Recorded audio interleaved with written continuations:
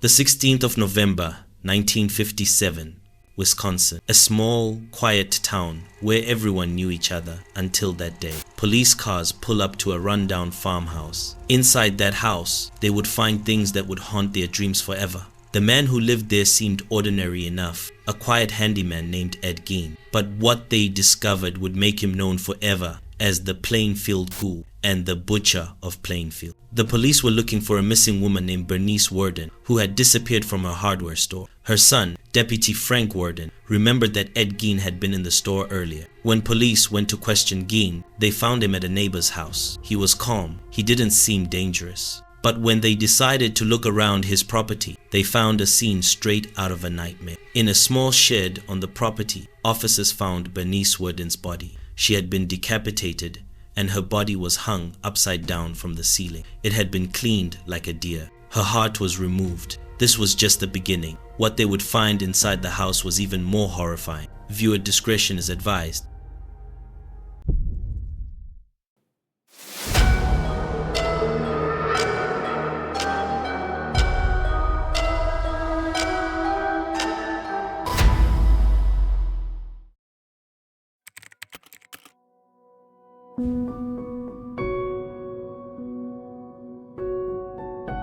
After his arrest, Ed Gein was taken to the local jail for questioning. At first, he denied knowing anything about Bernice Worden's disappearance. According to reports, the sheriff became so frustrated that he grabbed Gein and hit him up against the wall. But even this didn't get Gein to talk. Gein was moved to another jail in Wautoma. It was here that investigators finally got him to open up. They smuggled him out of the jail and showed him the body of Bernice Worden. Seeing her seemed to break through his denial. He began to confess, and his confession was recorded on tape.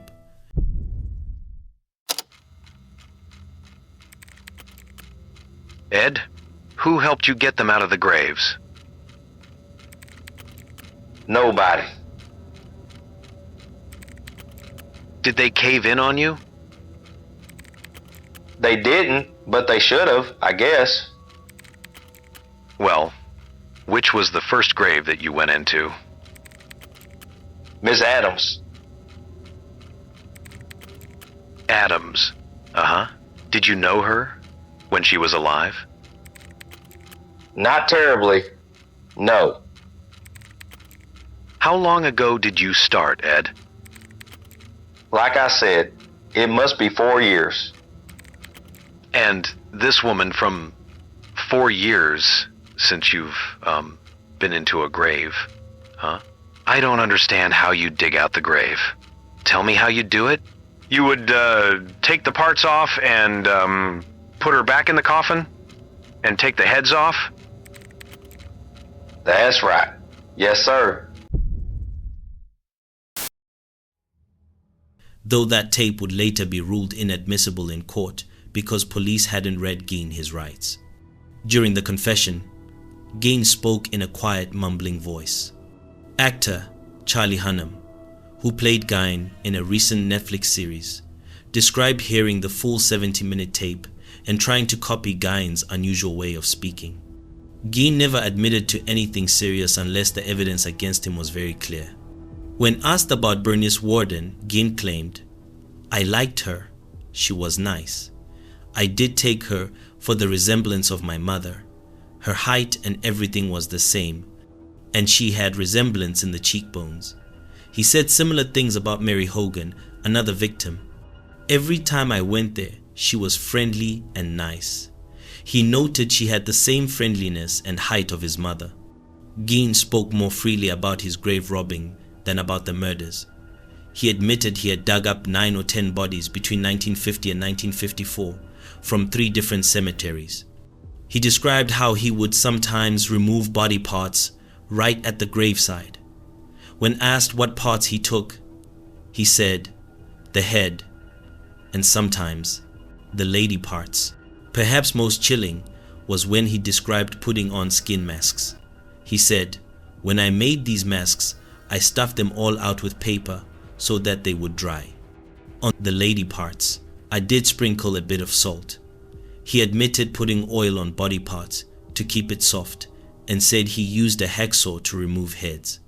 The confession was graphic and deeply disturbing, revealing a mind completely detached from normal human emotions.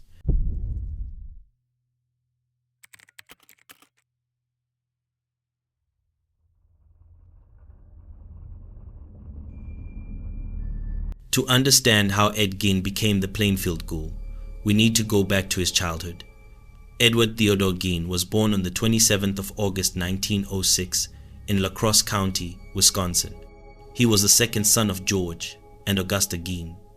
His brother Henry was 7 years older. Ed's early life was dominated by his mother, Augusta. She was fervently religious and read to her sons from the Bible every afternoon, usually selecting verses from the Old Testament about death, murder, and divine retribution. She taught them that the world was inherently immoral, that alcohol was evil, and that all women were naturally promiscuous and instruments of the devil. Augusta was determined to protect her sons from outside influences. When the family moved to a 155-acre farm in Plainfield, she took advantage of the isolation, turning away outsiders who could have influenced her boys. Ed's father, George, was an alcoholic who was known to be violent and regularly beat both of his sons. Augusta punished Ed whenever he tried to make friends with other children. Despite this difficult home life, Ed did fairly well in school, particularly in reading. Classmates and teachers remembered him as having strange mannerisms, such as seemingly random laughter as if he were laughing at his own personal jokes. Outside of school, he spent most of his time doing chores on the farm. Then the family tragedies began. On the 1st of April 1940, Gein's father died of heart failure at age 66. Ed and his brother Henry began doing odd jobs around town to help cover living expenses. The brothers were generally considered reliable and honest by the community. Ed frequently babysat for neighbors, seeming to relate more easily to children than to adults. But tension grew between the brothers. Henry began dating a divorced mother and planned to move in with her. He worried about Ed's attachment to their mother and often spoke ill of her around Ed, who responded with shock and hurt.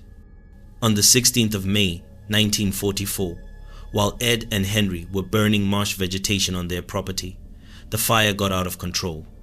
When the fire was put out, Ed reported Henry missing. A search party found Henry's body lying face down. Apparently, he had been dead for some time. The cause of death was officially listed as asphyxiation, but Henry had bruises on his head. Some investigators later wondered if Ed might have killed his brother, though this was never proven. With Henry gone, Ed and his mother were alone.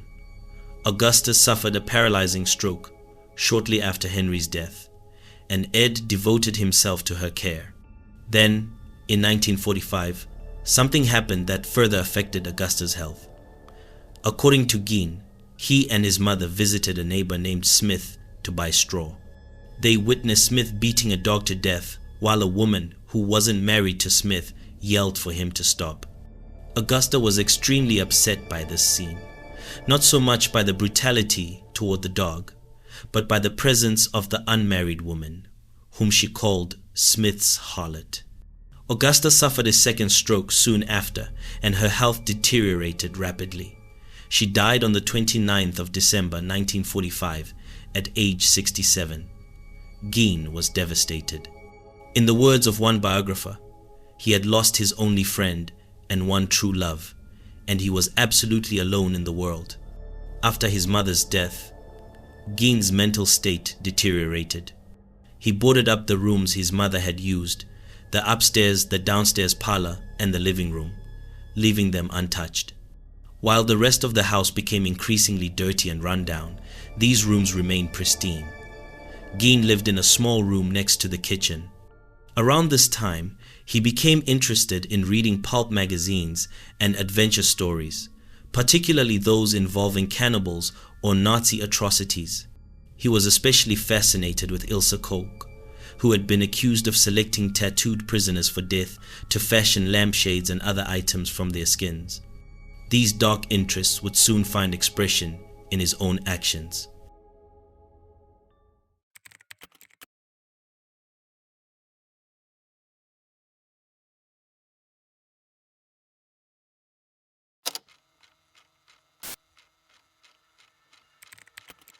What was her name? Bernice. Bernice. Warden, right? That's right. Was she, alone in the store when you went in? That's the way I remember. Do you remember killing her? That's what I can't remember. Really what I was wondering about, how could I shoot her? Or did I shoot her? Well, you tell me. I don't, That's what I'd like to find out. I asked him to check my gun. It would be kind of hard to drag her out of the store, though, wouldn't it? She was quite a heavy woman, wasn't she? Did you throw her over your shoulder? I'm not sure. I believe I could do that. Just dragged her, huh? It must be. Yeah. Oh, did you, do you remember carrying her in the truck? That? I couldn't, swear to you.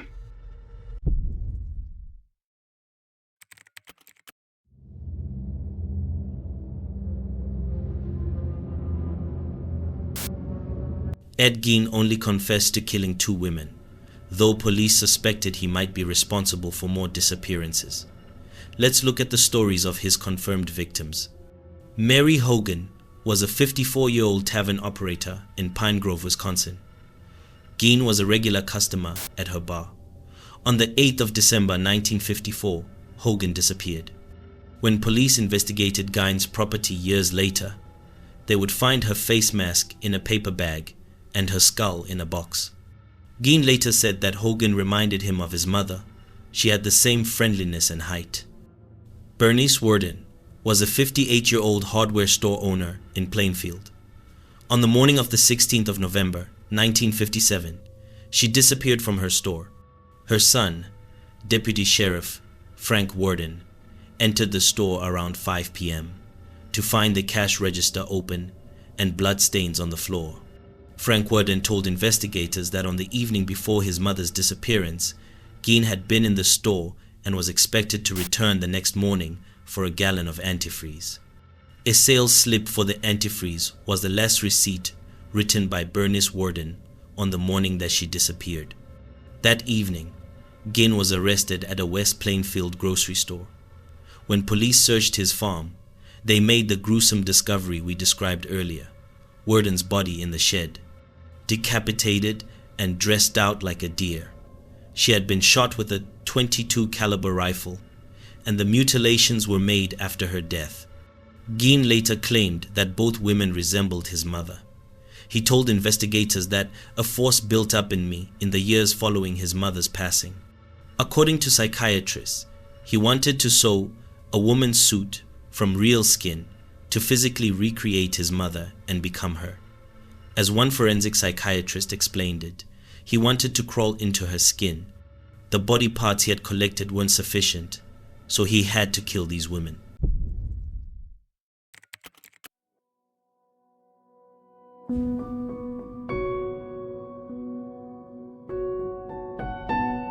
When police searched Ed Gein's house, they discovered what would later be called a house of horrors.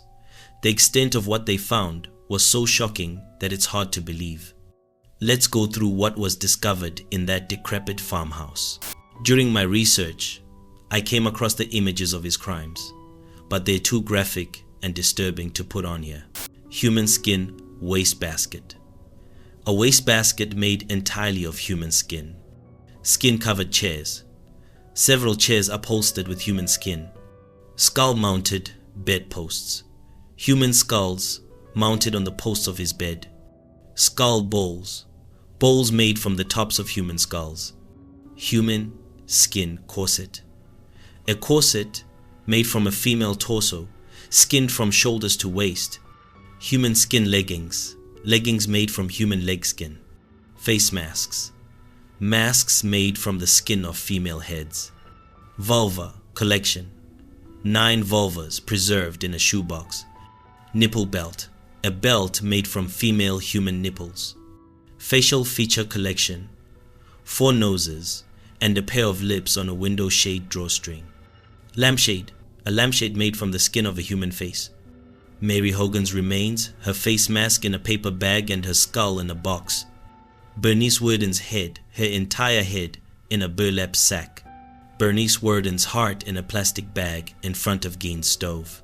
Perhaps most infamous was what became known as the woman's suit, a vest made of preserved female flesh with female reproductive organs attached, which Gein would wear to pretend to be a woman. He admitted that he was trying to create a skin suit that would allow him to literally become his mother. Investigators also found a young girl's dress and what were identified as the vulvas of two females judged to have been about 15 years old. All of these artifacts were photographed at the state crime laboratory and then, as officials stated, decently disposed of. When questioned, Gein told investigators that between 1947 and 1952, he had made as many as 40 nocturnal visits to 3 local graveyards to exhume recently buried bodies. He said he did this while in a daze-like state.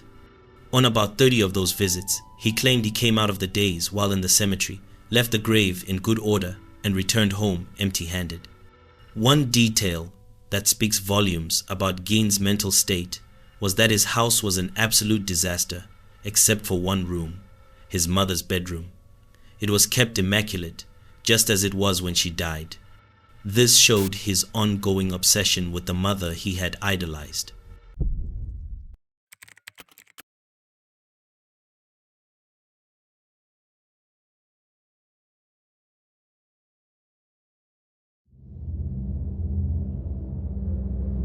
Ed Gein's legal case took many unusual turns. He was initially found unfit to stand trial and was committed to a mental health facility. It wasn't until 1968, nearly 10 years after his crimes, that he was judged competent to stand trial. Gein was ultimately convicted of first-degree murder for killing Bernice Worden. However, during the penalty phase of the trial, he was found legally insane at the time of the crime. Instead of prison, he was sent to psychiatric institutions, including the Mendota Mental Health Institute, where he remained until his death. On the 26th of July, 1984, Ed Gein died at age 77 from respiratory failure related to lung cancer. His grave was frequently vandalized, and his gravestone was actually stolen in 2000. It was later recovered near Seattle and now resides in a museum. But Ed Gein's story didn't end with his death. His crimes inspired some of the most famous horror characters in film history. Psycho, 1960.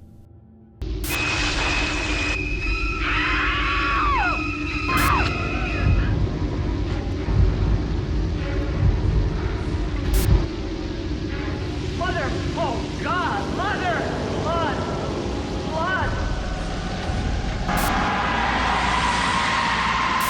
Norman Bates was based on Gein, a quiet, mother-obsessed killer. The Texas Chainsaw Massacre, 1974.